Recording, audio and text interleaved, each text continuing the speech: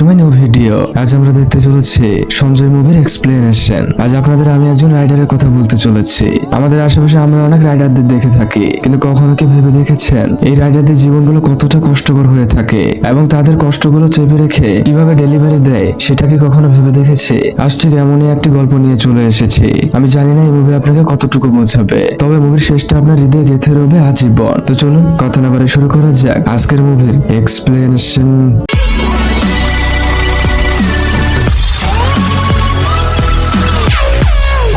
Movie শুরুতে আমরা একজন ফুড ডেলিভারি ম্যানকে দেখি। ছেলেটির নাম সঞ্জয়। বলতে পারেন এই সঞ্জয় হচ্ছে আজকের মুভির মূল নায়ক। সঞ্জয় সাইকেল থামিয়ে হোটেল থেকে খাবার নেয় এবং সেই খাবার ডেলিভারি করার জন্য বেরিয়ে পড়ে। সারাদিনে সঞ্জয় অনেক জায়গায় ডেলিভারি করে। ডেলিভারি করতে করতে এইভাবে রাত হয়ে যায়। রাতের বেলায় সঞ্জয় ফোনে কিছু সেকেন্ড হ্যান্ড মোটরসাইকেল দেখছিল, কেননা এইভাবে সাইকেল চালিয়ে তার আর হচ্ছিল না। তখন একজন সঞ্জয়ের ফোনে ফোন করে এবং বলে, ভাইয়া আপনি যে মোটরসাইকেলটা চেয়েছিলেন সেটা চলে এসেছে, আপনি দয়া করে কালকে এসে নিয়ে যাবেন। তবে মোটরসাইকেলটির দাম 40 থেকে 50,000 টাকা। সঞ্জয় বলে, সমস্যা নেই, আমার কাছে টাকা আছে, আমি কাল গিয়ে মোটরসাইকেলটি নিয়ে আসবো। তখন হোটেলে একজন খাবার নেওয়ার জন্য সঞ্জয়কে ডাক দেয়। লোকটি বলে, তুমি এই খাবারটি ওয়াচম্যানকে দিয়ে দেবে। সঞ্জয় বলে, ঠিক আছে ভাইয়া, আমি ওয়াচম্যানকে খাবারটি দিয়ে দেব। এরপর সঞ্জয় খাবার নিয়ে এসে অ্যাপার্টমেন্টে পৌঁছে যায়। সঞ্জয় খাবারটি ওয়াচম্যানকে দিয়ে দেয় এবং সেখান থেকে বেরিয়ে আসে। তখনই সঞ্জয়ের ফোনে তার স্ত্রী রেখা ফোন করে। সঞ্জয় ফোন ধরে তার স্ত্রীকে বলে, তুমি কেমন আছো, বাড়িতে সবকিছু ঠিকঠাক আছে তো? রেখা বলে, কোনো কিছু ঠিক নেই, মা খুবই অসুস্থ হয়ে পড়েছে, আমি নিকটস্থ হাসপাতালে মাকে নিয়ে এসেছি, কিন্তু এখানে কোনো ভেন্টিলেটর নেই, ভেন্টিলেটর ছাড়া মায়ের খুবই অসুবিধা হচ্ছে।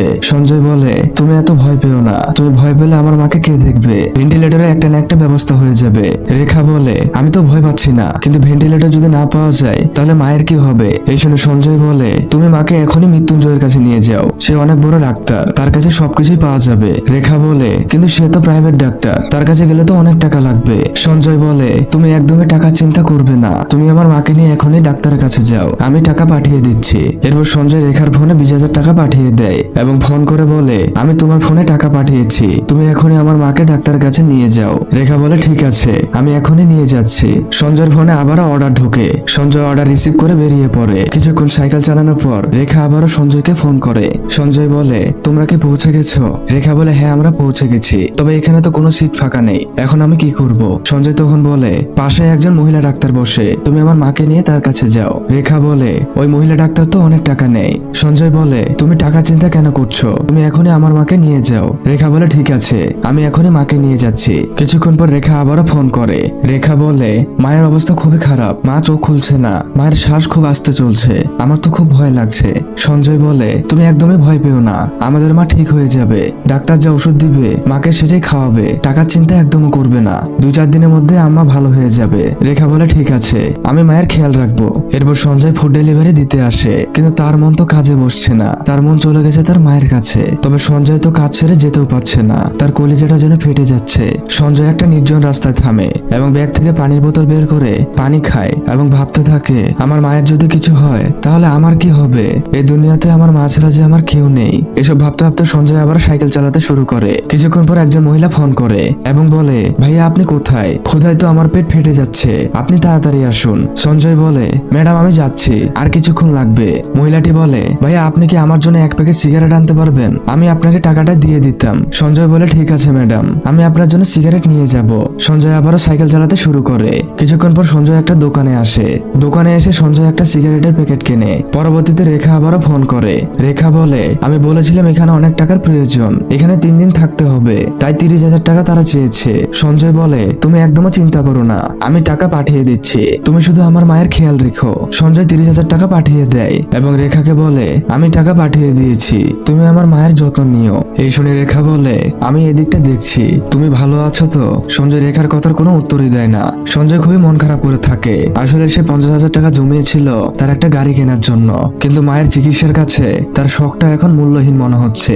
গাড়ি তো পরেও কেনা যাবে, কিন্তু মায়ের যদি কিছু হয়ে যায় তাহলে মাকে আর কোথায় পাবো, এসব কিছু সঞ্জয় ভাবতে থাকে। এরপর সঞ্জয় সে মহিলার লোকেশনটি দেখে এবং খাবারটি দিতে মহিলার দরজার সামনে পৌঁছে যায়। সঞ্জয় ব্যাগ থেকে খাবার বের করে মহিলাটির দরজায় নক করে। তখনই সঞ্জয়ের ফোনে রেখা ফোন করে। সঞ্জয় বলে, মা এখন কেমন আছে? রেখা কান্নাজড়িত কণ্ঠে বলে, মা আর বেঁচে নেই, মাকে ভেন্টিলেটর লাগানো হয়েছিল, এর কিছুক্ষণ পরই মা মারা যায়। আপনি তাড়াতাড়ি একটু বাড়িতে আসবেন। আপনি ঠিক আছেন তো? সঞ্জয় কোনো কথা বলছে না। সঞ্জয় দুনিয়াটা যেন ওলটপালট হয়ে গেছে। সঞ্জয় দেয়ালে ঠেস দিয়ে মাটিতে বসে পড়ে। সে চিৎকার করে কান্নাও করতে পারছে না। রেখা বারবার করে বলছে, আপনি ঠিক আছেন তো? কিন্তু সঞ্জয় এ কথার কি উত্তর দিবে সে ভেবে পাচ্ছে না। তখনই সে মহিলাটি দরজা খোলে এবং সঞ্জয়কে এই অবস্থায় দেখে বলে, ভাইয়া আপনার কি কিছু হয়েছে?